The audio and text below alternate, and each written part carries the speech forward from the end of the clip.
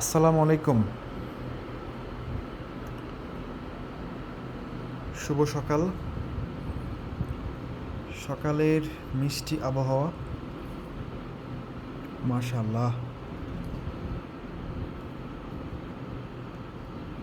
এখন ভোর 5টা 33। যারা ভোরবেলা ঘুমান, ফজরের নামাজ পড়েন না, তারা এটা খুব মিস করেন। মাশাআল্লাহ, ঠান্ডা একটা আবহাওয়া।